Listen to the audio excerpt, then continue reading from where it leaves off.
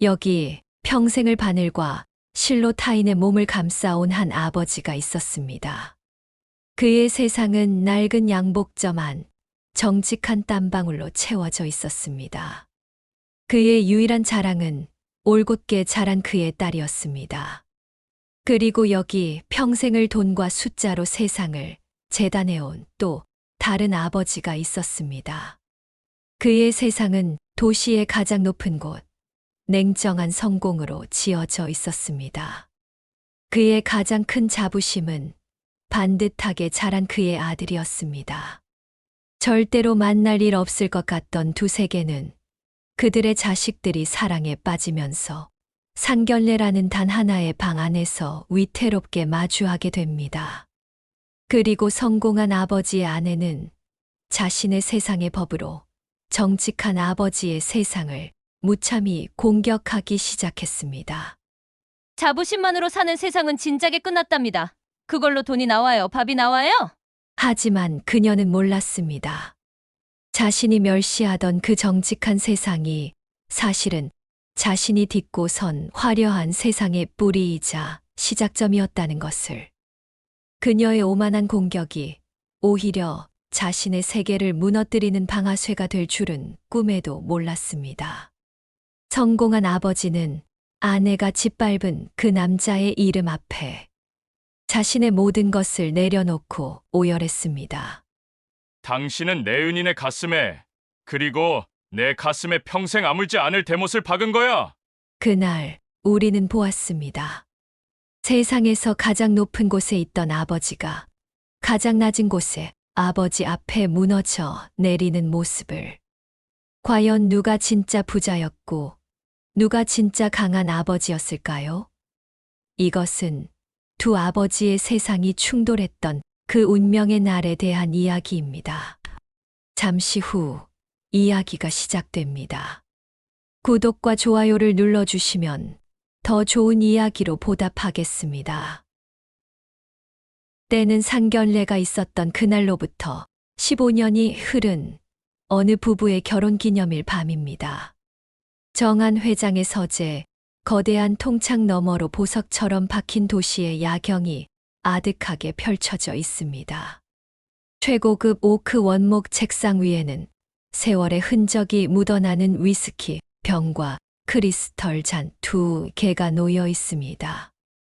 백발이 성성한 정아는 깊은 가죽 소파에 몸을 묻은 채 잔을 천천히 흔들고 있습니다.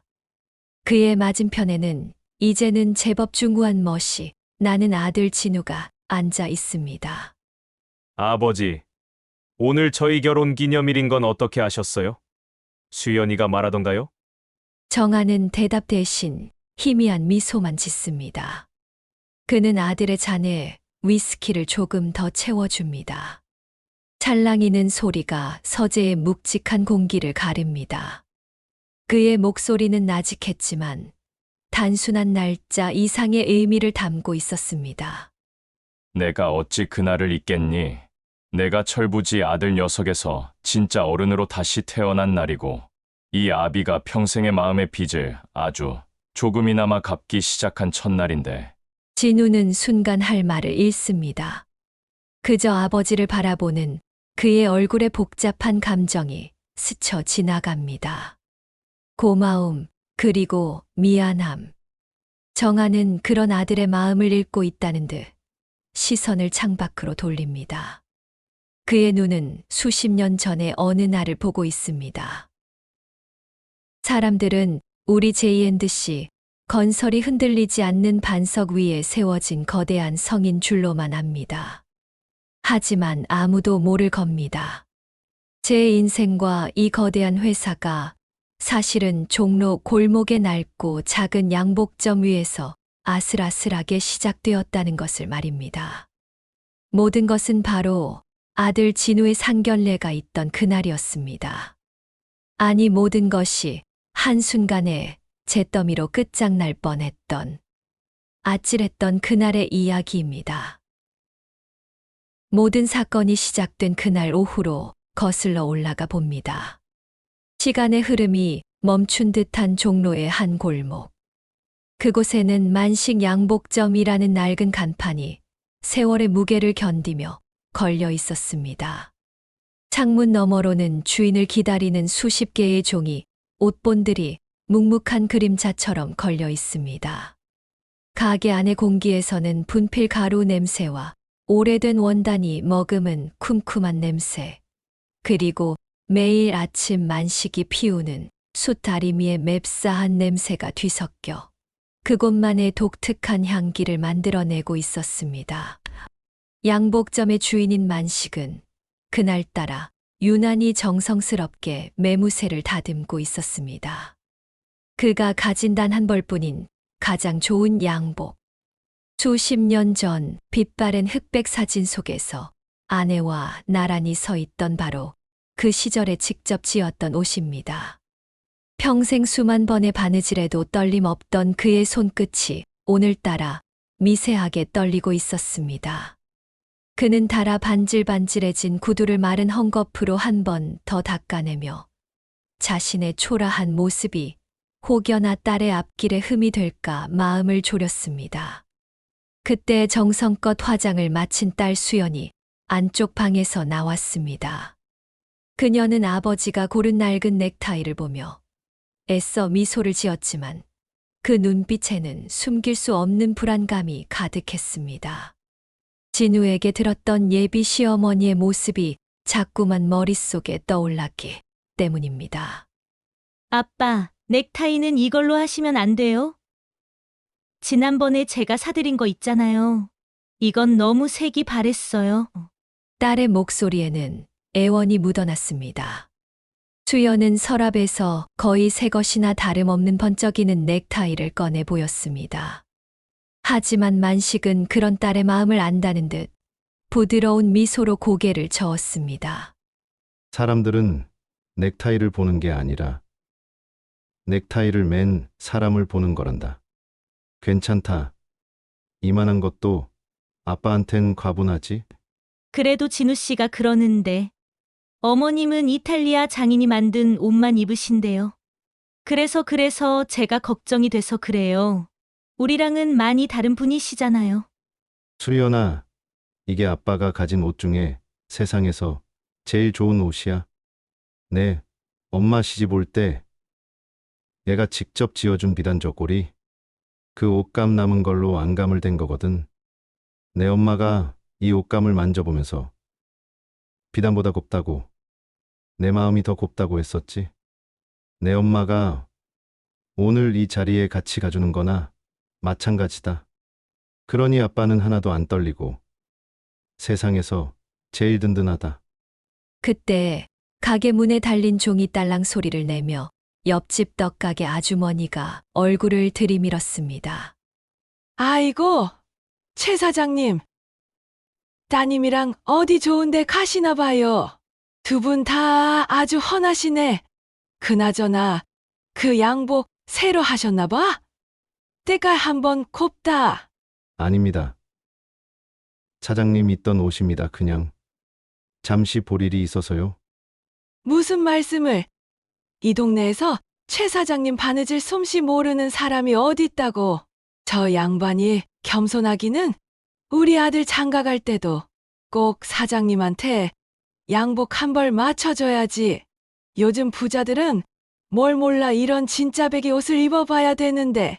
떡가게 주인의 칭찬에 수연의 얼굴에 잠시 자랑스러운 미소가 스쳐 지나갔지만 이내 더 큰 불안감으로 바뀌었습니다. 동네 사람들은 모두 알아주는 아버지의 실력을 과연 그 세상 사람들은 알아줄까? 그녀의 마음은 더 복잡해졌습니다. 준비를 마친 만식은 벽에 걸린 낡은 흑백 사진 앞에 잠시 섰습니다. 사진 속에서 수줍게 웃고 있는 아내의 얼굴을 손으로 한번 쓸어봅니다. 마치 나 잘하고 오겠소. 우리 딸 좋은 곳에 시집 보내고 오겠소. 라고 소리 없이 약속하는 듯 했습니다. 그 모습을 지켜보던 수연의 눈시울이 뜨거워졌습니다. 자, 이제 슬슬 가볼까? 우리 사위들 총각 기다리겠다. 그렇게 만식은 딸의 손을 잡고 양복점 문을 나섰습니다. 문에 달린 작은 종이 마지막으로 딸랑 소리를 내며 그들을 배웅했습니다. 만식은 그때 알지 못했습니다. 동네에서는 장인이라 칭송받는 자신의 삶이 단 몇 시간 만에 볼품없는 기술자로 무참히 재단당할 것이라고는 꿈에도 생각하지 못했을 겁니다. 상견례 장소는 서울 시내가 한눈에 내려다 보이는 최고급 한정식 집의 가장 큰 귀빈실이었습니다. 택시에서 내린 수연은 하늘을 찌를 듯 솟은 빌딩의 위용에 저도 모르게 마른 침을 삼켰습니다. 만식은 묵묵히 딸의 어깨를 감싸 안아주었지만 정작 자신의 심장도 낯선 풍경에 불편하게 뛰고 있었습니다. 자동문이 열리자 정갈한 한복을 입은 지배인이 깊숙이 허리를 숙여 그들을 맞았습니다. 로비는 고요했고 대리석 바닥 위로는 구두 소리마저 조심스러웠습니다. 안내를 받아 복도를 걷는 동안 수연은 자신의 모습이 이 호화로운 공간과 어울리지 않는다는 생각에 자꾸만 위축되었습니다. 방 안에는 진우가 먼저 도착해 창밖을 보며 서성이고 있었습니다. 그는 두 사람을 보자마자 가뭄의 단비를 만난 사람처럼 달려 나왔습니다. 아버님, 수연아, 어서 오세요. 제가 30분이나 먼저 와서 기다리고 있었어요. 아이고, 우리가 늦었나 보네. 진우 총각, 젊은 사람이 오래 기다리게 해서 미안하네. 아니에요. 아버님 원래 약속엔 먼저 나와서 기다리는 거라고 저희 아버지가 늘 말씀하셔서요. 그보다 저희 어머니가 아직 회사에서 급한 전화가 오셔서 아마 시간 맞춰 오실 겁니다.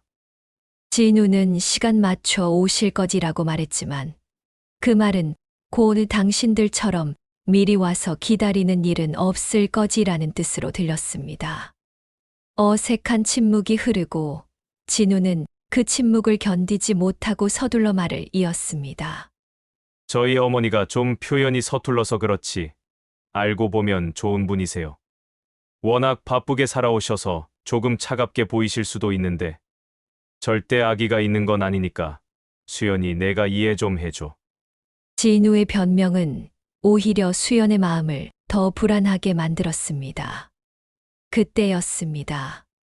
방의 미닫이 문이 스르륵 열리며 진우의 어머니인 희주가 모습을 드러냈습니다. 약속 시간 정각에 맞춰 조금의 오차도 없이 등장한 것입니다. 온라인 패션 플랫폼 모던 H의 대표 윤희주. 그녀는 잡지 화보에서 막 튀어나온 것처럼 머리부터 발끝까지 완벽하게 계산된 모습이었습니다. 값비싼 실크 블라우스와 무릎을 덮는 정장 치마, 한치의 오차도 없는 단발머리. 그녀는 방 안에 세 사람을 가볍게 훑어본 후 당연하다는 듯 상석에 자리를 잡고 앉았습니다. 그녀의 시선은 수연의 얼굴과 옷차림을 지나 만식의 낡은 양복에서 잠시 머물렀습니다. 희주의 입가에 스쳐 지나가는 미세한 경멸의 미소를 수연은 놓치지 않았습니다. 온몸에 피가 차갑게 식는 기분이었습니다. 처음 뵙겠습니다. 진우 엄마, 윤희주입니다. 오시느라 고생하셨겠어요. 악수조차 청하지 않는 태도에는 보이지 않는 벽이 느껴졌습니다. 말씀 편히 하십시오. 사부인 수연이 아비 최만식입니다. 만식이 공손하게 허리를 숙여 인사했지만 휘주는 가볍게 고개를 까딱할 뿐이었습니다. 그녀는 메뉴판을 보지도 않고 담당 지배인을 향해 손짓했습니다. 늘 먹던 걸로 준비해 주세요. 이 집에서 가장 비싼 코스입니다. 처음 오셨으니 입에 맞으실지 모르겠네요. 가장 비싼 코스라는 말에는 은근한 과시와 함께 당신들은 이런 걸 먹어본 적 없겠지라는 무언의 조롱이 담겨 있었습니다. 희주는 그것으로도 모자랐는지 찻잔을 들며 한마디를 덧붙였습니다. 혹시 두 분 회나 날 것은 괜찮으신가요? 어르신들은 가끔 못 드시는 분들이 계셔서 미리 여쭤봐야 할 것 같아서요. 괜찮습니다. 사부인, 주는 대로 잘 먹습니다. 만식은 흔들림 없는 목소리로 답했지만 옆에 앉은 딸의 손이 가늘게 떨리는 것을 느꼈습니다. 그는 테이블 아래로 딸의 손을 가만히 잡아주었습니다. 희주가 그은 명확한 선이 고급스러운 방의 공기를 칼날처럼 차갑게 갈라놓았습니다. 본격적인 탐색전이 시작된 것입니다. 잠시 후 눈처럼 하얀 접시 위로 그림처럼 담긴 첫 번째 요리가 나왔습니다. 금가루를 뿌린 전복과 난생 처음 보는 희귀한 해산물들. 수연은 옥으로 만든 젓가락을 들었지만 그 무게마저 어색해 어디부터 손을 대야 할지 몰라 망설였습니다. 만식 역시 말없이 뜨거운 차만 들이켤 뿐 음식에는 좀처럼 시선을 주지 않았습니다. 어색한 정적을 깬 것은 역시 희주였습니다. 그녀는 마치 값비싼 요리를 해설하는 미식가처럼 음식에 대해 설명하기 시작했습니다. 그 설명은 친절이 아닌 또 다른 형태의 과시였습니다. 제주도 해녀가 직접 채취한 자연산 전복에 캐비아를 살짝 올린 겁니다. 아버님은 이런 거 드셔보셨는지 모르겠네요. 요즘은 워낙 새로운 음식들이 많아서요.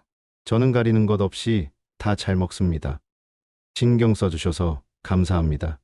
사부인, 만식의 담담한 대답에 희주는 재미없다는 듯 시선을 수연에게로 돌렸습니다. 그녀는 마치 이력서를 검토하는 면접관처럼 수연의 배경을 파고들기 시작했습니다. 그래. 수연 양은 지금 하는 일이 뭐라고 했지? 우리 진우한테 듣기는 했는데 내가 하도 바빠서 잊어버렸네.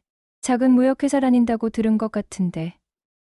그럼 외국어는 좀 하겠네. 아닙니다. 저는 격리과에 있어서 외국어를 쓸 일은 거의 없습니다. 어머. 그래.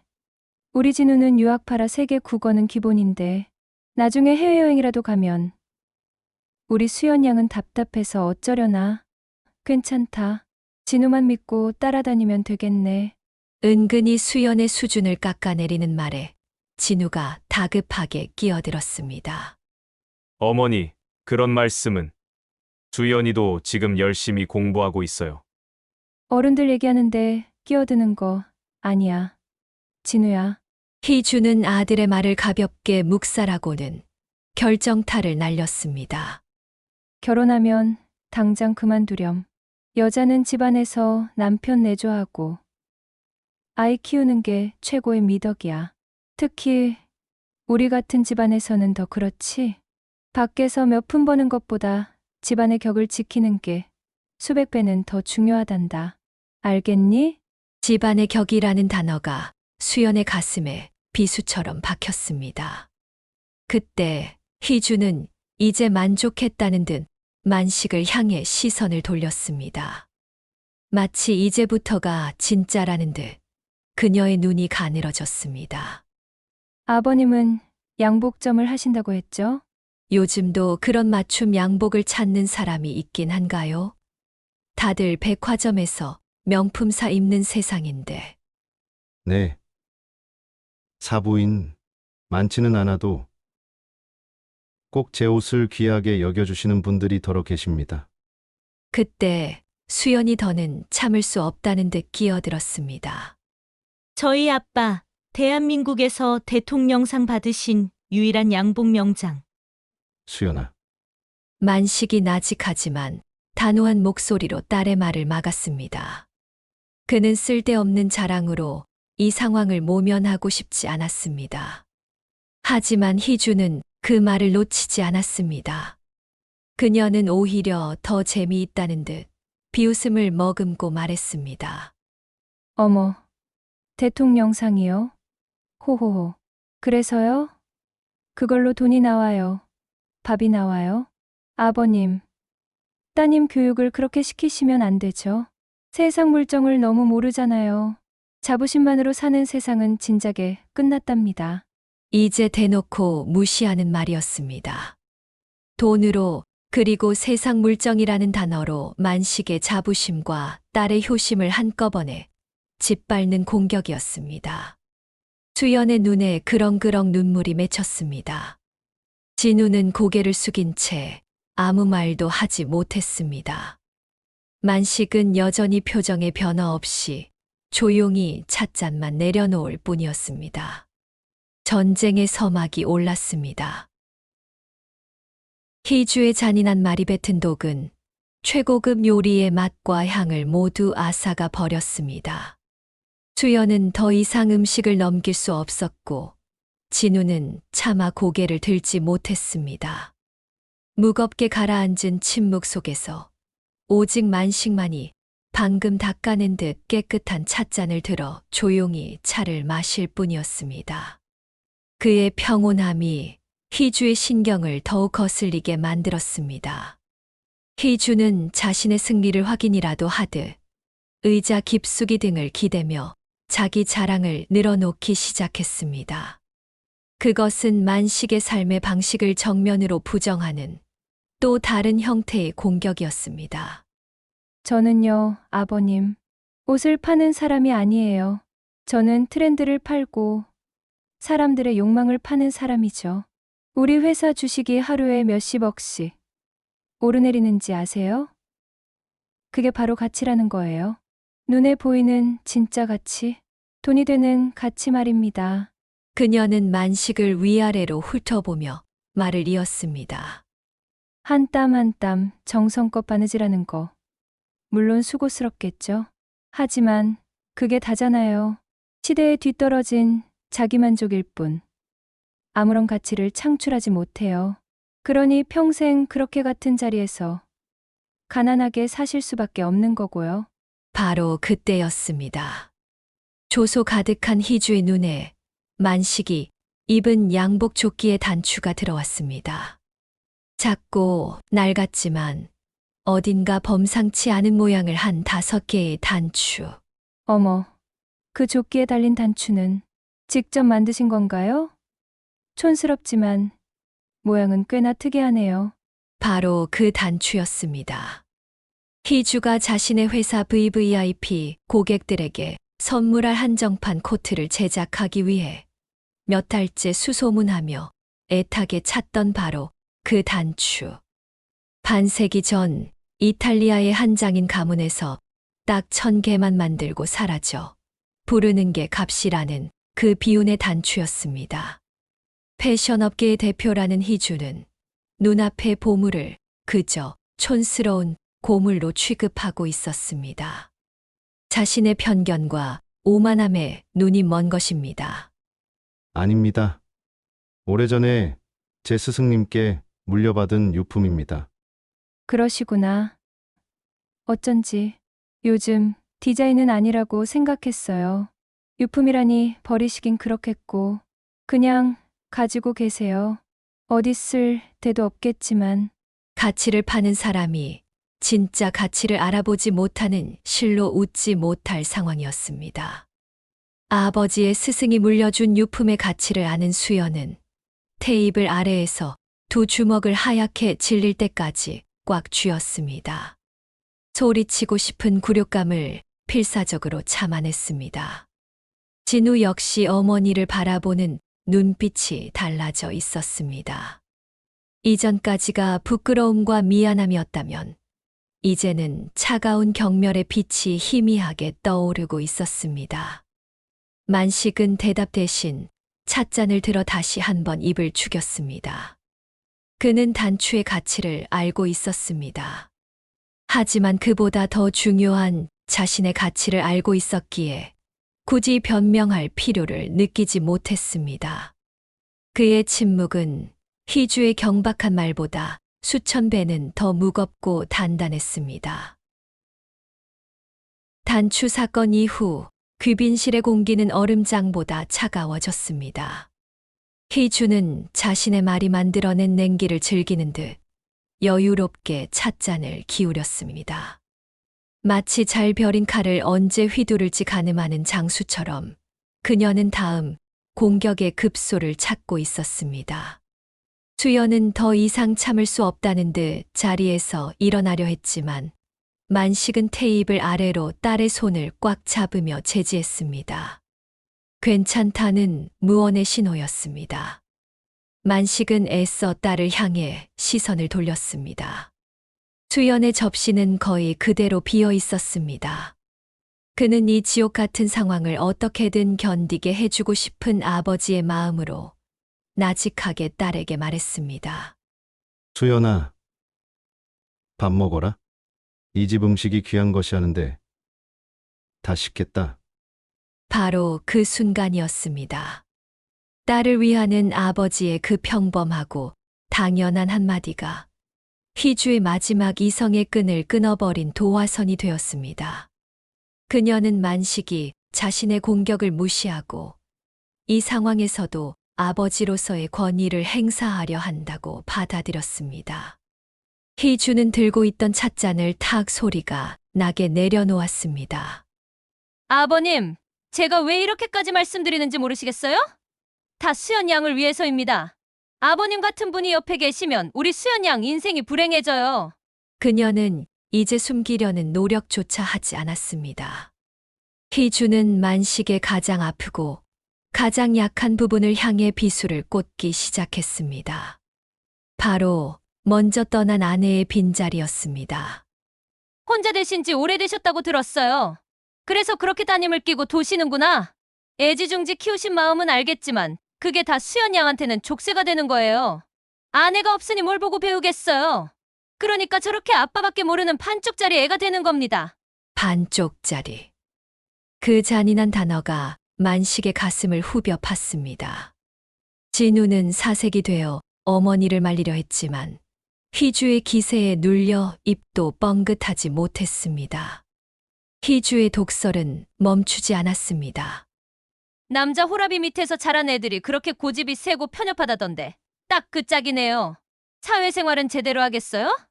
저런 애를 며느리로 들여서 나중에 우리 집안 망신이라도 시키면 어쩌라고요? 그 순간 수연이 자리에서 벌떡 일어섰습니다. 그녀가 앉았던 의자가 뒤로 넘어지며 쿵 하는 소리를 냈습니다. 수연의 눈에서는 참았던 눈물이 본물 터지듯 흘러내렸습니다. 그만하세요.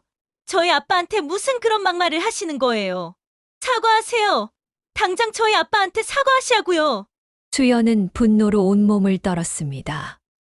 하지만 희주는 눈 하나 깜짝하지 않고 오히려 수연을 한심하다는 듯 쳐다봤습니다. 이것 봐. 내 말이 맞잖아. 어른 앞에서 소리나 지르고 가정교육을 어떻게 받은 거니? 아버님 잘 들으세요. 그 양복점 이참에 정리하세요.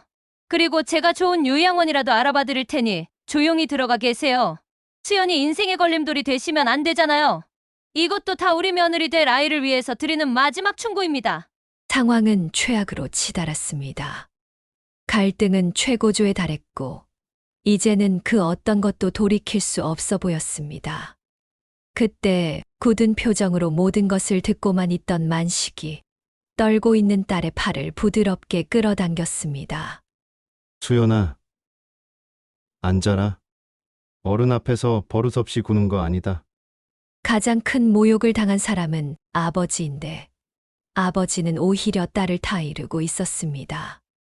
그 처절한 부성의 앞에 수연은 결국 무너지듯 자리에 주저앉아 오열하기 시작했습니다. 수연의 울음소리가 값비싼 자기 그릇들을 무한하게 만들며 정적이 흐르는 귀빈실을 가득 메웠습니다. 아들의 결혼을 논하는 기쁜 자리가 되어야 할 상견례는 이제 한 인간의 존엄성을 난도질하는 잔혹한 신문장이 되어버렸습니다. 희주는 자신의 완벽한 승리에 만족한 듯 혐오감이 섞인 표정으로 울고 있는 수연을 내려다볼 뿐이었습니다. 쯧쯧. 저렇게 울기나 하고 무슨 일 하나 제대로 해결할 줄을 모르니 저러니 큰일을 못하는 거야. 진우야, 똑똑히 봤지? 내가 저런 애랑 결혼하겠다는 거냐? 지금? 우리 집안에 저런 애가 며느리로 들어오면 매일이 초상집일 거다. 모든 모욕은 아들인 진우를 향한 말이었습니다. 어서 이 관계를 끝내라고, 이 볼품없는 여자와 그 아비를 내 인생에서 지워버리라고. 그는 어머니의 무언의 명령을 피부로 느꼈습니다. 진우의 피가 거꾸로 솟는 것 같았습니다. 당장이라도 어머니의 앞에 무릎이라도 꿇려 두 사람에게 용서를 빌게 하고 싶었습니다. 진우는 테이블 밑에서 두 주먹을 피가 나도록 움켜쥐었습니다. 입술이 바싹 마르고 심장이 터질 것처럼 뛰었습니다. 어머니, 제발 그만하세요. 목구멍까지 차오른 그 말을 내뱉기 위해 입을 열었지만 아무 소리도 나오지 않았습니다. 수십 년간 그의 온몸을 지배해온 어머니에 대한 공포가 그의 혀를 마비시켜 버린 것입니다.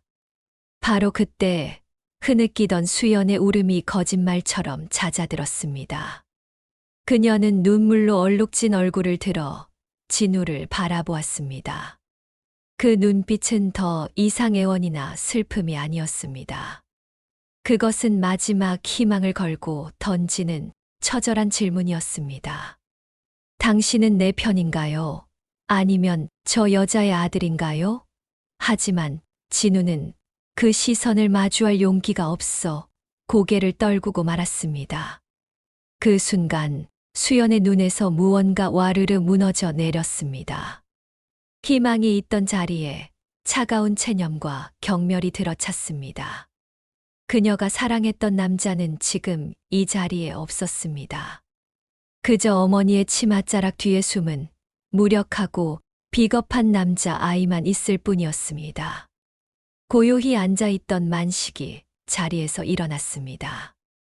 그는 품 안에서 곱게 접어두었던 손수건을 꺼내 딸의 얼굴을 꼼꼼히 닦아주었습니다. 마치 어린 시절 넘어져서 울고 있는 딸의 무릎을 닦아주던 것처럼 다정한 손길이었습니다. 수연을 일으켜 세운 만식은 휘주와 진우를 향해 몸을 돌렸습니다. 그의 목소리에는 분노도 슬픔도 패배감도 실려 있지 않았습니다. 오직 모든 것을 끝내려는 자의 단호함만이 담겨 있었습니다. 오늘 귀한 시간 내주셔서 감사합니다. 사부인, 주신 음식은 저희 부녀에게는 과분하여 이만 물러가 봐야겠습니다. 그는 희주에게 가볍게 고개를 숙여 보인 뒤 마지막으로 진우를 향해 말했습니다. 진우 총각, 우리 수연이 그동안 마음 써줘서 참 고마웠네. 고마웠네라는 과거형의 인사는 관계의 끝을 알리는 정중하고도 서늘한 선고였습니다. 만식은 딸의 어깨를 감싸 안고 미련 없이 방을 나섰습니다. 뒤늦게 정신을 차린 진우가 자리에서 일어나 그들을 붙잡으려 했지만 이미 두 사람의 모습은 미닫이 문 너머로 사라진 뒤였습니다. 만식과 수연이 나간 귀빈실에는 무겁고 불쾌한 침묵만이 남았습니다. 테이블 위에는 김이 식어버린 값비싼 음식들이 마치 이 파국을 조롱하듯 그대로 놓여 있었습니다. 수연이 넘어뜨렸던 의자는 방 한구석에 흉물처럼 쓰러져 있었습니다. 모든 것이 엉망이었습니다. 침묵을 깬 것은 희주였습니다. 그녀의 얼굴에는 후회나 미안함 대신 자신의 뜻대로 상황을 정리했다는 만족감과 승리감마저 감돌았습니다. 그녀는 냅킨으로 입가를 우아하게 닦으며 넋이 나간 채 앉아있는 아들 진우를 향해 도끼 서린 목소리로 말했습니다. 꼴 좋다. 어디서 근본도 없는 것들이 우리 집안을 넘봐? 내가 저런 것들 때문에 내 속을 썩인 거야, 진우야. 이제 똑똑히 봤지? 저 여자가 어떤 집안에서 어떻게 자랐는지. 당장 헤어져. 저런 집안이랑은 머리카락 한 올도 섞을 수 없어. 그 말에 허수아비처럼 앉아있던 진우가 처음으로 고개를 들었습니다. 그의 눈은 핏발이 서 있었고 얼굴은 분노와 자괴감으로 일그러져 있었습니다. 그는 평생 처음으로 어머니의 눈을 정면으로 마주 보며 소리쳤습니다. 어머니! 어떻게 그런 말씀을 하실 수가 있어요? 제가 사랑하는 여자예요. 그리고 아버님은 평생을 정직하게 살아오신 분이라고요. 어머니가 뭔데 그분들의 삶을 그렇게 함부로 짓밟으세요? 뭐, 사랑, 정직, 그따위 것들이 밥 먹여주니 세상 물정 모르는 소리 집어치워. 넌 내 아들이야. 내가 깔아준 길을 걷기만 하면 되는 아들이라고. 감히 어디서 어미한테 대들어? 제가 왜 어머니 아들로 태어났을까요? 차라리 아버님 아들로 태어났으면 이렇게 비겁하진 않았을 텐데요. 진우의 절규가 방안을 울렸습니다. 희주는 아들의 반항에 충격을 받은 듯 잠시 말을 잇지 못했습니다. 바로 그때였습니다. 스르륵 소리를 내며 방의 미닫이 문이 조용히 열렸습니다. 그곳에는 J&C 건설의 회장 김정한이 서 있었습니다. 그는 늦은 것이 미안한 기색도 없이 그저 무표정한 얼굴로 방 안의 풍경을 천천히 둘러보았습니다.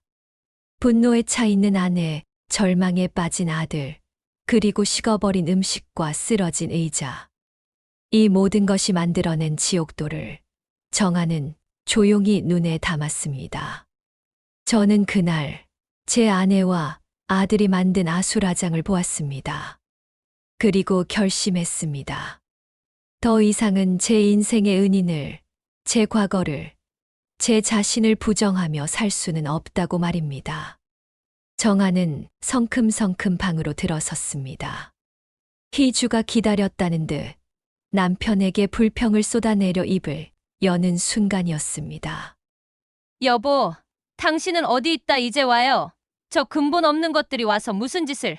하지만 정한은 아내에게 눈길 한 번 주지 않았습니다. 그는 희주와 아들 곁을 그대로 지나쳐 조금 전까지 만식이 앉아있던 자리에 섰습니다. 그는 아무도 없는 빈자리를 한참 동안 내려다보았습니다. 그리고는 만식과 수연이 막 사라진 복도 쪽으로 천천히 고개를 돌렸습니다. 그의 굳게 닫힌 입술이 미세하게 떨리고 있었습니다. 방 안의 모두가 그의 다음 행동을 숨죽여 지켜보았습니다. 이윽고 정한은 다시 몸을 돌려 아내와 아들을 마주 보았습니다. 그의 눈빛은 더 이상 무표정하지 않았습니다. 그곳에는 지독한 슬픔과 무서운 결심이 폭풍처럼 휘몰아치고 있었습니다. 정한은 싸늘하게 식어버린 방의 공기를 가르며 천천히 걸음을 옮겼습니다. 그의 최고급 수제 구두 소리가 대리석 바닥 위에서 유난히 크고 무겁게 울렸습니다. 희주는 남편이 당연히 자신의 편을 들어 이 무례하고 근본 없는 부녀의 이야기를 마무리 지어줄 것이라 생각했습니다. 그녀는 쏘아붙일 다음 말을 고르며 입가에 승자의 미소를 머금었습니다. 하지만 정한의 걸음은 아내와 아들 앞에서 멈추지 않았습니다. 그는 두 사람을 그대로 지나쳐 조금 전까지 만식에 앉아있던 이제는 주인을 잃고 덩그러니 놓인 그 의자를 향해 섰습니다. 그는 아무도 없는 빈 의자와 그들이 떠나간 굳게 닫힌 미닫이 문을 번갈아 바라보았습니다. 그 넓은 어깨가 아주 미세하게 그러나 분명하게 떨리고 있었습니다. 정한은 아주 천천히 몸을 돌렸습니다. 그의 얼굴은 모든 감정이 사라진 무표정이었지만 그 눈빛 깊은 곳에서는 무언가 뜨거운 것이 용암처럼 들끓고 있었습니다. 희주가 의아한 표정으로 남편을 불렀습니다. 여보, 뭘 그렇게 넋을 놓고 서 있어요? 저것들 때문에 기분 상한 건 알겠지만. 바로 그 순간이었습니다. 정한은 마치 자신의 오랜 벗이 바로 저 빈 의자에 앉아 자신을 보고 있기라도 한 것처럼 그가 떠나간 허공을 향해 그 빈자리를 향해 자신의 모든 것을 내려놓고 허리를 숙였습니다. 그의 이마가 바닥에 닿을 듯 완벽한 90도의 인사였습니다. J&C 건설의 회장, 수천억 자산가인 그가 아무도 없는 빈자리를 향해 필사적인 경의를 표하고 있었습니다. 그 믿을 수 없는 광경에 휘주의 입이 떡 벌어졌습니다. 진우 역시 자신의 눈을 의심했습니다. 지금 자신의 아버지가 세상에서 가장 오만하고 굳건한 저 남자가 대체 누구에게 무엇을 향해 저토록 처절하게 고개를 숙이는 것인지 이해할 수 없었습니다. 정아는 한참 동안이나 그렇게 고개를 숙인 채 움직이지 않았습니다. 그리고 마침내 잠기고 갈라진 목소리가 그의 입에서 터져 나왔습니다. 형님, 제가 너무 늦었습니다. 제가 죽을 죄를 지었습니다. 형님! 그 한마디에 희주는 정신이 번쩍 드는 것 같았습니다. 그녀는 자리에서 벌떡 일어나 남편에게 달려갔습니다. 여보, 제정신이에요? 거기 아무도 없어요. 허공에 대고 지금 누구한테 절을 하는 거냐고요. 이 사람이 정말 로망이라도 든 거야? 저 양복쟁이 하나 때문에 이성을 잃은 거냐고요. 정아는 천천히 허리를 폈습니다. 그의 눈은 이제 슬픔이 아닌 차가운 분노로 가득 차 있었습니다. 그는 살면서 단 한 번도 본 적 없는 경멸의 눈빛으로 자신의 아내를 쏘아보았습니다. 당신, 그 더러운 입 다물지 못해! 벼락 같은 호령에 휘주의 몸이 굳었습니다. 정아는 그런 아내를 무시하고 아들 진우에게로 시선을 옮겼습니다. 진우야, 너는 내 앞에 서 계셨던 분이 어떤 분인지도 모르고 내 어미가 저분께 무슨 짓을 하는지 그저 쳐다만 보고 있었더냐? 이 한심하고 비겁한 놈! 여보, 지금 저 늙은이 편을 드는 거예요? 당신이 뭔데 내 아들을 혼내? 저 분은 내 어미와 내가 오늘 평생을 바쳐 모욕해도 그 은혜의 100분의 1도 갚지 못할 분이다. 이 J&C 건설을 잇게 한 분이고 내 목숨을 살려주신 내 유일한 형님이시다. 정안의 마지막 말은 거대한 망치가 되어 휘주와 진우의 머리를 내리쳤습니다. 내 목숨을 살려준 형님. 두 사람의 세상이 발 디디고 서 있던 모든 것이 그 순간 산산조각 나며 무너져 내리기 시작했습니다. 휘주는 다리에 힘이 풀린 듯 그 자리에 주저앉아 버렸고 진우는 그저 하는 의미 없는 소리만 반복할 뿐이었습니다. 정안이 던진 진실이라는 폭탄은 화려했던 귀빈실을 순식간에 폐허로 만들었습니다. 방금 전까지 승리감에 도취해 있던 희주는 아무 소리도 들리지 않는 세상에 버려진 듯 멍하니 바닥만 내려다보았습니다. 진우는 숨 쉬는 법조차 잊은 사람처럼 아버지와 어머니를 번갈아 쳐다보며 어깨를 떨었습니다. 정아는 쓰러져 있는 의자를 바로 세워 앉았습니다. 그러나 아내와 아들을 마주 보지는 않았습니다. 그는 여전히 만식이 앉아있던 그 빈자리를 향해 시선을 고정한 채 아주 먼 과거의 이야기를 꺼내기 시작했습니다. 그의 목소리는 수십 년의 세월의 먼지를 뒤집어 쓴 채 무겁고 탁하게 울렸습니다. 내가 20살 때였을 거야. 무작정 성공하겠다고 기차에 몸을 싣고 서울역에 내렸을 때 내 주머니엔 단돈 1,000원도 없었지. 가진 거라고는 달아빠진 옷 한 벌과 이 지긋지긋한 가난을 반드시 벗어나고야 말겠다는 도끼뿐이었다. 정안의 눈앞에 수십 년 전의 서울 풍경이 파노라마처럼 펼쳐졌습니다. 매캐한 연기와 시끄러운 경적이 뒤섞인 도시.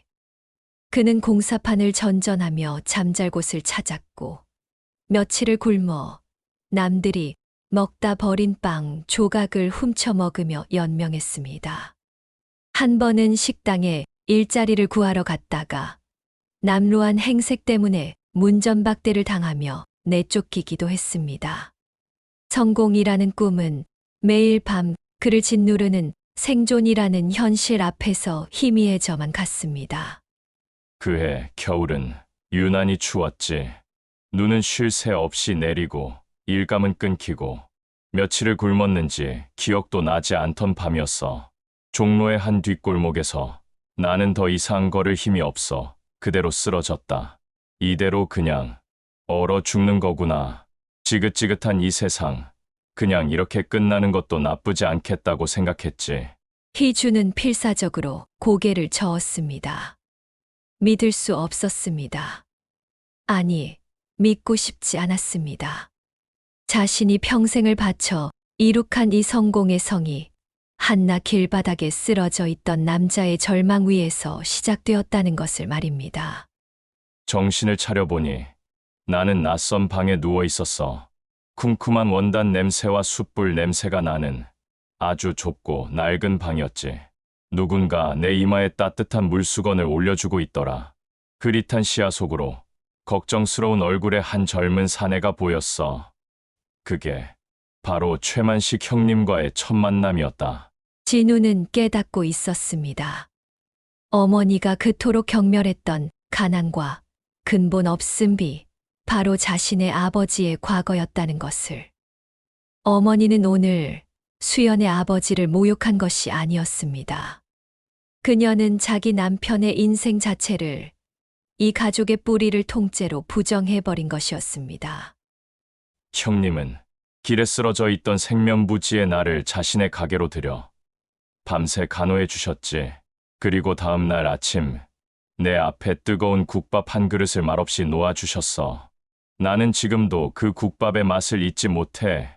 세상에 그렇게 뜨겁고 그렇게 맛있는 음식이 있다는 걸 그때 처음 알았다. 그건 그냥 국밥이 아니었어. 그건 사람이었고 온기였고 내가 다음 날 아침 눈을 떠야 할 이유였다. 정한의 목소리가 처절하게 떨리고 있었습니다. 그는 그날의 온기를 떠올리는 듯 두 손으로 자신의 팔을 감싸 안았습니다. 형님은 갈 곳 없는 나를 자신의 가게에서 지내게 해주셨다. 단 한 번도 나를 동정하거나 무시하지 않으셨지. 그저 묵묵히 친동생처럼 품어주셨어.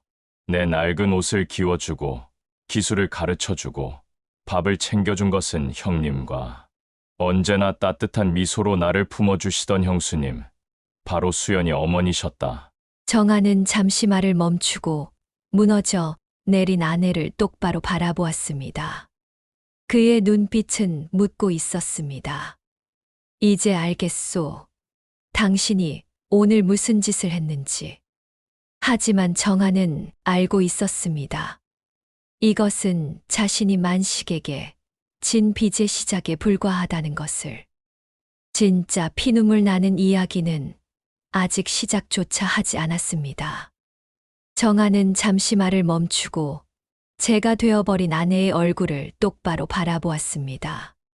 그의 눈빛은 더 이상 단순히 과거를 회상하는 눈빛이 아니었습니다. 그것은 이제부터 시작될 이야기가 얼마나 참혹하고 잔인한지에 대한, 그리고 그 모든 비극의 시작점에 바로 당신, 희주가 있다는 것을 암시하는 서늘한 예고장이었습니다. 희주는 남편의 시선을 피하고 싶었지만 몸이 굳은 듯 움직일 수 없었습니다. 그녀는 자신에게 닥쳐올 더 큰 진실의 무게를 본능적으로 느끼고 있었습니다. 정한은 다시 아무도 없는 빈자리를 향해 마치 참회하듯 이야기를 이어갔습니다. 형님 가게에서 일을 배우며 나는 처음으로 안정이라는 걸 느꼈지. 형수님은 늘 따뜻한 밥을 챙겨주셨고 어린 수연이는 나를 친삼촌처럼 따랐다. 나는 그때 다짐했어. 이 은혜는 평생에 걸쳐 갚겠다고. 어떻게든 성공해서 이 두 사람을 호강시켜 주겠다고. 정한의 목소리가 잠시 흔들렸습니다. 그는 애써 감정을 추스르고 가장 고통스러운 기억의 한가운데로 걸어 들어갔습니다. 그러던 어느 날이었어. 내가 가게 일을 돕다가 높은 곳에 쌓아둔 원단 더미가 무너지면서 그 밑에 깔리는 사고를 당했다. 정신을 차렸을 땐 병원이었고 의사는 다리를 절단해야 할지도 모른다고, 수술비가 없으면 목숨도 장담할 수 없다고 했지. 정한은 자신의 다리를 한 번 내려다보았습니다. 마치 그날의 고통이 되살아나기라도 한 것처럼. 하늘이 무너지는 것 같았다. 차라리 그때 뒷골목에서 죽는 게 나았을 거라고. 신을 원망하고 내 운명을 저주했지. 형님은 나를 살리려고 백방으로 뛰어다녔지만 가난한 양복쟁이가 그 큰 돈을 구할 수는 없었어. 그때 진우가 흐느끼기 시작했습니다. 아버지의 고통이 수십 년의 세월을 뛰어넘어 자신의 고통처럼 느껴졌습니다. 정아는 그런 아들을 보며 가장 참혹한 진실을 꺼냈습니다. 모두가 포기했던 그 순간 형수님이 수연이 엄마가 자신의 수술비를 들고 나타났다. 형수님은 몸이 약해서 오랫동안 알아온 지병이 있었어. 그 수술을 받으려고 형님과 두 분이서 10년 넘게 한 푼, 두 푼 모아온 돈이었지. 정안의 회상 속에서 젊은 날의 만식과 그의 아내가 다투는 모습이 펼쳐졌습니다. 형님은 절대 안 된다고. 이건 당신 몸 고치려고 평생 모은 돈이지 않냐고 소리쳤지. 하지만 형수님은 고집을 꺾지 않았어. 사람 목숨부터 살리고 봐야죠. 저 젊은이가 여기서 죽게 내버려 둘 순 없어요. 내 몸은 나중에 생각해도 괜찮아요. 그렇게 말하며 형님 손에 억지로 돈 봉투를 쥐어주었다. 정아는 더 이상 말을 잇지 못하고 두 손에 얼굴을 파묻었습니다. 그의 어깨가 가늘게 떨렸습니다. 그 돈으로 나는 수술을 받았고 목숨을 구했다 하지만 형수님은 결국 다시 돈을 모으지 못했고 병은 점점 깊어져 몇 년 뒤 세상을 떠나셨다. 내가 그분을 죽인 거나 다름없어. 모든 조각이 맞춰졌습니다. 희주는 이제야 깨달았습니다. 자신이 오늘 호랍이라고 모욕했던 저 남자가 자신과 자기 남편의 목숨을 위해 자신의 아내를 희생시켜야 했던 사람이라는 것을. 자신이 반쪽짜리라고 비웃었던 저 아이가 바로 자기 남편의 목숨값 때문에 엄마를 잃어야 했던 아이라는 것을. 정아는 얼굴을 들고 핏발선 눈으로 아내를 바라보며 절규하듯 말했습니다. 나는 나중에야 알았어. 내 아들이 사랑한다는 여자가 어릴 적 나를 삼촌처럼 따르던 그 귀엽던 수연이라는 사실을 말이야. 그때 나는 이런 게 운명이구나. 이제라도 하늘이 내게 빚을 갚을 기회를 주는구나 생각했다. 그런데 당신이 오늘 그 모든 것을 망쳐버렸어. 당신이 오늘 무슨 짓을 했는지 이제 알겠어. 당신은 내 은인의 가슴에, 그리고 내 가슴에 평생 아물지 않을 대못을 박은 거야. 그 순간 희주의 눈에서 초점이 사라졌습니다. 그녀는 그대로 뒤로 넘어가며 의식을 잃고 말았습니다. 정안의 절규가 끝나자마자 희주의 몸이 허수아비처럼 뒤로 넘어가며 의식을 잃었습니다. 털썩 하는 소리와 함께 그녀의 몸이 바닥으로 쓰러졌습니다. 그제야 진우는 정신을 차리고 비명을 지르며 어머니에게 달려갔습니다. 어머니! 어머니!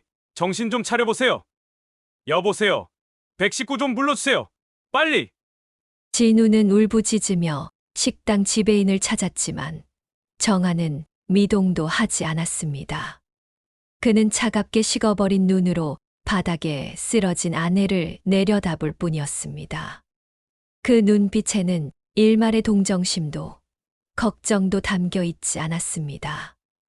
마치 자신의 인생을 망가뜨린 원수를 보는 듯한 그런 공허한 눈빛이었습니다. 잠시 후 식당 직원들의 도움으로 희주는 근처의 소파로 옮겨졌습니다. 다행히 기절한 것일 뿐 호흡은 안정적이었습니다. 희주가 정신을 잃고 나서야 방 안에는 다시 한번 끔찍한 정적이 찾아왔습니다. 진우는 어찌할 바를 모르고 죄인처럼 고개를 숙인 채 서 있었습니다. 그는 이제 깨달았습니다. 오늘 벌어진 이 모든 비극의 책임이 어머니뿐만 아니라 침묵으로 동조한 자기 자신에게도 있다는 것을. 정아는 자리에서 일어나 아들의 어깨에 손을 올렸습니다. 그 손길은 위로가 아닌 무겁고 단호한 명령을 담고 있었습니다. 가거라. 네, 아버지. 하지만 어머니가 내 어미는 내가 알아서 하겠다. 너는 지금 당장 가서 두 분을 찾아와. 아니, 찾아오는 게 아니다 모시고 와야지. 무슨 수를 써서라도 내 앞에, 그리고 정신을 차릴 내 어머니 앞에 다시 모시고 와서 무릎 꿇고 용서를 빌어. 이건 명령이다. 진우야. 진우는 아버지의 말에 한치의 망설임도 없이 대답했습니다. 이것이 자신이 이 죄를 씻을 유일한 길임을 직감했기 때문입니다. 그는 겉옷을 챙길 겨를도 없이 레스토랑을 뛰쳐나갔습니다. 화려했던 복도와 허리를 숙이는 직원들의 인사도 눈에 들어오지 않았습니다. 그는 자신의 차에 시동을 걸며 미친 듯이 수연의 번호를 눌렀습니다. 하지만 전화기는 꺼져 있다는 차가운 음성만 반복할 뿐이었습니다. 진우는 운전대를 주먹으로 내리치며 울부짖었습니다. 눈물 때문에 흐려진 시야 너머로 서울의 야경이 비웃듯 반짝였습니다. 그는 어머니의 잔인한 목소리, 상처받은 수연의 눈빛, 그리고 모든 것을 체념한 채 돌아서던 만식의 뒷모습을 떠올렸습니다. 후회와 자책감이 심장을 갈기갈기 찢는 것 같았습니다. 그는 무작정 만식의 양복점이 있는 종로로 차를 몰았습니다. 가게는 이미 불이 꺼진 채 어둠 속에 잠겨 있었습니다. 진우는 셔터 문을 두드리며 애타게 두 사람을 불렀지만 대답은 없었습니다. 그는 마지막 희망을 걸고 수연의 집이 있는 근처 골목으로 향했습니다. 그리고 저 멀리 가로등 불빛 아래 서로의 몸을 의지한 채 힘겹게 걸어가고 있는 두 사람의 실루엣을 발견했습니다. 진우는 차를 아무렇게나 세워두고 두 사람을 향해 달려갔습니다. 그의 갑작스러운 등장에 수연이 질색하며 아버지를 보호하듯 앞을 가로막았습니다. 내가 여길 왜 와? 당장 가! 다신 우리 앞에 나타나지 마! 하지만 진우는 수연의 말을 듣지 않았습니다. 그는 두 사람의 몇 걸음 앞에서 그대로 차가운 아스팔트 바닥에 무릎을 꿇었습니다. 아버님. 수연아. 제가 잘못했습니다. 제가 죽일 놈입니다. 제발 돌아가셔서 저희 아버지 얘기 한 번만 들어주세요. 네, 이건 제 평생의 마지막 부탁입니다. 진우는 땅에 이마를 박고 아이처럼 엉엉 울기 시작했습니다. 수연은 그런 그를 경멸의 눈빛으로 쳐다보았지만 만식은 그저 아무 말 없이 자신의 발치에서 울고 있는 젊은이를 깊고 헤아릴 수 없는 눈으로 내려다볼 뿐이었습니다. 차가운 아스팔트 바닥에 이마를 박고 우는 진우의 모습은 처절했습니다.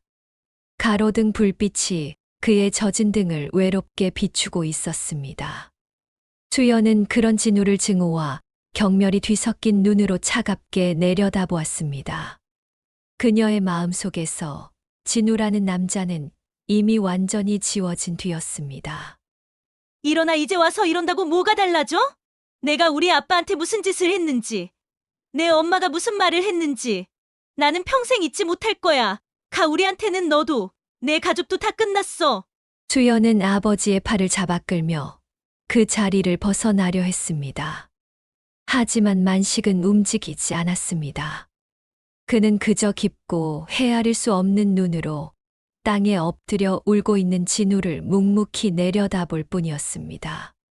그의 시선은 진우를 넘어 그의 등 뒤에 있는 수십 년 전의 자신의 오랜 벗, 정한을 보고 있었습니다. 만식은 지금 울고 있는 것이 진우가 아니라 친구 정한이라는 것을 알았습니다. 평생을 성공이라는 갑옷 속에 숨어 살았지만 결국 그 모든 것이 무너져 내린 채 자신에게 용서를 구하는 한 남자의 절규를 그는 보았습니다. 그리고 아들로서, 한 남자로서 이 모든 죄를 짊어지려는 저 젊은이의 서툰 각성도 보았습니다. 수연아, 그만하거라. 만식이 나직하게 딸을 제지했습니다. 그리고는 진우를 향해 말했습니다. 일어나게. 젊은이, 사내 자식이 길바닥에서 이렇게 무릎 꿇고 오는 거 아니야? 아닙니다, 아버님. 제가 일어날 자격이 없습니다. 용서해 주시지 않으셔도 괜찮습니다. 제발, 가셔서 저희 아버지의 이야기만이라도 끝까지 들어주십시오. 네, 만식은 긴 한숨을 내쉬었습니다. 그는 딸의 손을 놓고 진우에게 다가가 그의 팔을 잡아 일으켜 세웠습니다. 자네 어머니를 용서하러 가는 게 아니네. 자네 사과를 받으러 가는 것도 아니야. 내 오랜 벗이 수십 년 만에 처음으로 나를 부르고 있네. 그 놈이 평생 짊어지고 갔을 그 무거운 짐을 이제는 내려놓게 해줘야지. 가서 그 매듭을 내 손으로 끊어내든 풀어내든 오늘로써 끝을 봐야지. 그게 먼저 간 형수님에 대한 그리고 자네에 대한 내 도리인 것 같네. 그렇게 세 사람은 다시 지옥과도 같았던 그 한정식 집 귀빈실로 돌아왔습니다. 방 안은 이전보다 더 무거운 침묵이 흐르고 있었습니다. 정아는 초조하게 그들을 기다리고 있었고 소파에 앉아 있던 희주는 고개조차 들지 못했습니다. 그녀의 완벽했던 화장은 눈물로 얼룩져 있었고 오만했던 모습은 온데간데 없이 사라진 채 초라한 늙은이의 모습만 남아 있었습니다. 만식과 수연이 방으로 들어서는 순간 누구보다 먼저 움직인 것은 진우였습니다. 그는 두 사람 앞에 다시 섰습니다. 그리고 조금 전 아버지가 빈자리를 향해 했던 것처럼 조금의 망설임도 없이 90도로 허리를 숙였습니다. 아버님, 그리고 수연아. 정말 죄송합니다. 제가 아들로서 그리고 한 남자로서 제 역할을 하지 못했습니다. 비겁했고 한심했습니다. 어머니의 잘못은 곧 저의 잘못입니다. 어떤 벌이든 달게 받겠습니다. 부디 저를 용서하지 않으셔도 좋습니다. 다만 제 아버지의 진심만은 외면하지 말아 주십시오. 부탁입니다. 진우의 진심 어린 사과는 굳게 닫혀 있던 이 비극의 방에 아주 작은 온기를 불어넣기 시작했습니다. 진우의 진심 어린 사죄는 꽁꽁 얼어붙었던 방 안에 아주 작은 균열을 만들어냈습니다. 그 균열 사이로 희미하지만 따뜻한 온기가 스며들기 시작했습니다. 모든 시선은 이제 이 모든 비극의 중심에 서 있는 한 남자, 만식에게로 향했습니다. 그가 과연 어떤 판결을 내릴지 모두가 숨을 죽이고 기다렸습니다.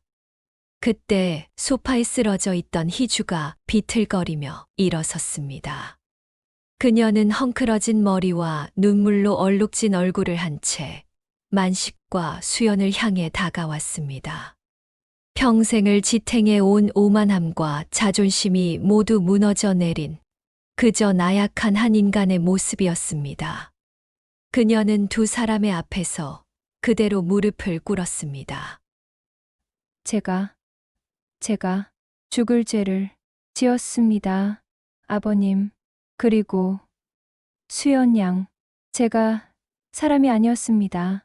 제 평생의 교만함이 제 목숨을 살려준 은인의 가족도 알아보지 못하는 그런 흉측한 괴물을 만들었습니다.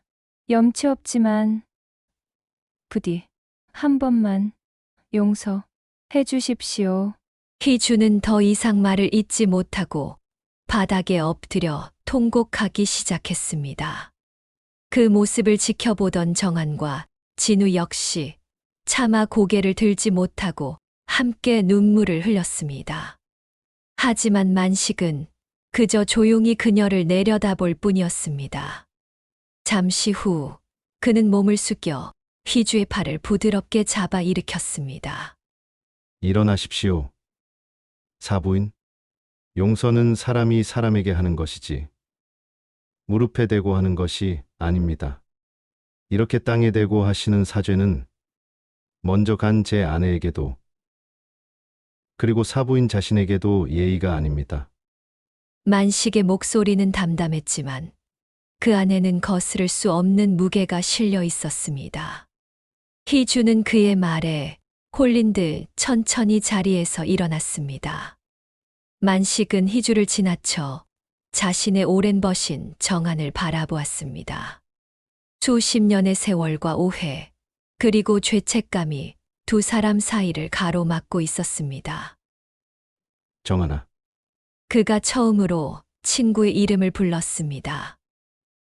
나는 단 한 번도 자네를 원망한 적 없네. 오히려 고마워했지. 자네 덕에 우리 수연이 어미가 마지막 가는 길에 사람 하나 살렸다는 따뜻한 마음이라도 품고 갈 수 있었으니 그걸로 됐어. 그건 자네 탓이 아니야. 그저 우리에게 주어진 시간이 딱 거기까지였을 뿐일세. 그러니 이제 그 무거운 짐 자네도 내려놓게.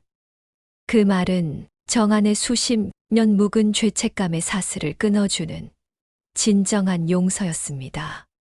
정안은 결국 참았던 눈물을 터뜨리며 친구의 이름을 불렀습니다. 형님, 내가 정말 미안하네. 만식은 말없이 다가가 정안의 어깨를 두드려 주었습니다. 그리고 마지막으로 여전히 눈가가 젖어 있는 희주를 향해 말했습니다. 사부인께서도 이제 고개를 드십시오. 지난 일은 오늘 이 눈물로 모두 씻어내면 그뿐입니다. 사람은 누구나 실수를 하고 또 그 실수를 통해 배우는 법이니까요. 만식의 품격 있는 용서 앞에 길고 길었던 지옥 같던 상견례는 마침내 끝을 향해 가고 있었습니다. 굳게 닫혔던 문이 열리고 그 안으로 아주 조심스럽게 새로운 관계의 빛이 스며들고 있었습니다. 만식의 용서는 방 안의 모든 것을 바꾸어 놓았습니다. 지독한 원망과 죄책감이 씻겨 나간 자리에는 어색하지만 따뜻한 기운이 감돌기 시작했습니다. 정아는 수십 년간 자신을 짓눌러 왔던 거대한 짐을 내려놓은 듯 한결 편안해진 얼굴로 친구를 바라보았습니다. 그는 이 순간을 평생 기다려왔습니다. 정아는 자리에서 일어나 만식의 손을 굳게 잡았습니다.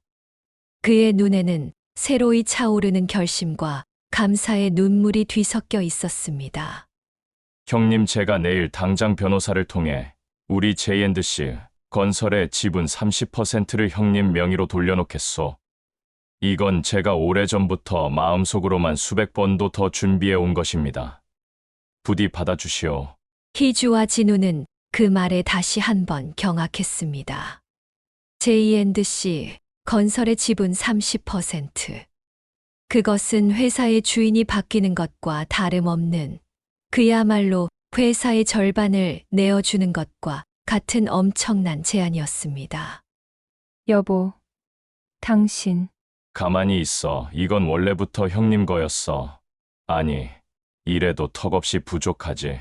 정아는 만식을 향해 마지막 비밀을 고백했습니다. 형님, 우리 회사 이름이 왜 J&C 건설인지 아시오? 바로 정한 엔최. 내 이름과 형님의 성을 딴 이름이었소. 나는 단 한순간도 형님과 형수님의 은혜를 잊은 적이 없었어. 이 회사는 처음부터 내 것이 아니라 우리 두 사람의 것이었네. 그것은 이 이야기의 마지막 반전이었습니다. 희주와 진우는 할 말을 잃었습니다. 자신들이 누려온 모든 부와 명예가 바로 오늘 그토록 모욕했던 한 양복쟁이의 이름 위에 세워진 것이었다는 사실을 깨달은 것입니다. 희주는 다시 한번 깊은 부끄러움에 고개를 숙였습니다. 모두의 시선이 만식에게로 향했습니다. 그는 친구의 진심 어린 제안과 눈물로 자신을 바라보는 그 얼굴을 가만히 들여다보았습니다. 그리고는 아주 부드럽지만 단호한 손길로 정한의 손을 놓아주었습니다. 이 마음 하나만으로도 나는 평생의 빚을 다 갚고도 남을 만큼 받았네. 하지만 이건 받을 수가 없어. 형님, 제발 이게 제가 할 수 있는 유일한 보답입니다. 아니세. 내 진짜 재산은 그런 주식 증서 위에 있는 게 아니야. 만식은 따뜻한 눈길로 딸 수연을 바라보았습니다. 내 진짜 명품은 저기 종로에 있는 내 양복점에 있네. 내 손때 묻은 낡은 가위와 수십 년 된 저 재봉틀, 그리고 이 세상 무엇과도 바꿀 수 없는 내 딸, 수연이. 나는 이미 세상에서 가장 큰 부자일세. 친구야. 바로 그 순간이었습니다. 만식의 품격 있는 거절에 넋을 잃고 있던 희주의 눈에 다시 한번 그의 조끼 단추가 들어왔습니다. 이전에는 그저 촌스러운 고물로 보였던 바로 그 단추. 하지만 이제 편견이라는 색안경을 벗고 바라본 그 단추는 전혀 다른 모습으로 빛나고 있었습니다. 그녀의 눈이 경악으로 커졌습니다. 그녀는 자신의 눈을 의심하며 떨리는 목소리로 물었습니다. 아버님, 혹시 그 단추, 반세기 전에 사라진 이탈리아의 안토니오 장인이 만든 마지막 유작, 그거 맞으시죠? 만식은 대답 대신 그저 인자한 미소만 지어 보일 뿐이었습니다. 가치를 판다고 자부했던 여자는 진짜 가치를 알아보지 못했고, 가난한 양복쟁이라 무시당했던 남자는 세상의 모든 부를 거절하며 자신의 가치를 증명했습니다. 길었던 상견례의 밤은 그렇게 조용히 저물어 가고 있었습니다. 다시 현재 정한 회장의 서재입니다. 길고 긴 아버지의 이야기가 끝나자 아들 진우는 말없이 자신의 빈 잔에 위스키를 채웠습니다. 10수년이 지난 지금 다시 들어도 그날의 기억은 여전히 그의 가슴을 무겁게 짓눌렀고 또한 뜨겁게 만들었습니다. 그날 아버지가 아니었다면, 그리고 아버님께서 마음을 돌리지 않으셨다면 저는 아마 평생을 죄인으로 살았겠죠. 아니, 지금도 저는 죄인입니다. 수연이와 아버님께, 그리고 아버지께도요. 아니다. 아들아, 너는 그날 내 어미의 아들에서 한 여자를 지키는 진짜 남자로 다시 태어났다. 나야말로 너와 수연이에게 평생을 감사하며 살아야 할 사람이지. 그날 밤 이후 많은 것이 변했습니다.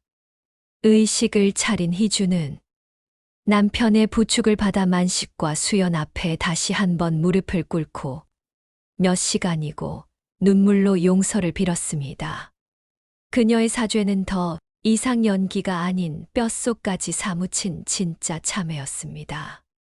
수연은 쉽게 마음을 열지 못했지만 자신을 위해 기꺼이 모든 것을 내려놓는 아버지를 보며, 그리고 진심으로 변하려 노력하는 진우의 모습을 보며 아주 조금씩 천천히 닫혔던 마음의 문을 열기 시작했습니다. 두 사람의 결혼은 예정대로 진행되었습니다. 정한은 약속대로 회사 지분을 양도하려 했지만 만식은 끝까지 고사했습니다. 대신 정한은 아내 희주와 함께 자신의 부모님과 만식의 아내, 즉 수연의 어머니 이름으로 된 장학재단을 설립했습니다. 그 재단은 가난하지만 성실하게 자신의 기술을 연마하는 젊은 장인들을 후원하는 데 쓰이고 있습니다. 희주는 평생을 바쳤던 패션 회사를 아들에게 물려주고 이제는 재단 일에만 전념하고 있습니다. 그녀는 더 이상 화려한 명품으로 몸을 치장하지 않지만 그 어떤 때보다도 평온하고 기품 있어 보입니다. 그녀는 이제 진짜 가치와 진짜 명품을 알아보는 눈을 가지게 되었기 때문입니다. 정아는 서재 한편에 놓인 가장 소중한 사진을 바라보았습니다. 그것은 수연과 진우의 결혼식 날 찍은 가족 사진이었습니다. 사진 속에는 낡았지만 세상에서 가장 멋진 조끼를 입은 만식이 딸의 손을 잡고 환하게 웃고 있습니다. 그의 옆에는 수연의 다른 한 손을 꼭 잡은 희주가 진심으로 행복한 미소를 짓고 있습니다. 그리고 그들 뒤로 오랜 세월을 돌아 마침내 어깨를 나란히 한 두 친구, 만식과 정한이 서 있습니다. 그날 이후 제 아내는 평생을 쫓던 가짜 명품들을 모두 버렸습니다. 그리고 진짜 명품을 알아보는 눈을 가지게 되었죠. 진정한 명품은 번쩍이는 보석이나 비싼 상표가 아니었습니다. 그것은 한 남자의 굳은 살 박인 손이었고 딸을 지키려는 아버지의 등이었습니다. 그리고 자신의 모든 것을 내어준 한 여인의 희생, 그 숭고한 마음이었습니다. 정한의 이야기는 끝이 났습니다. 그는 잔에 남은 위스키를 한 번에 털어넣으며 창밖의 깊은 밤을 바라보았습니다. 그의 가슴 속에서 그날의 이야기는 앞으로도 영원히 살아 숨 쉴 것입니다. 이야기는 끝났지만 여러분의 생각은 이제 시작입니다. 만약 당신이 주인공이었다면 마지막에 어떤 선택을 하셨을 건가요? 다음 편에서 더 깊은 이야기로 찾아뵙겠습니다.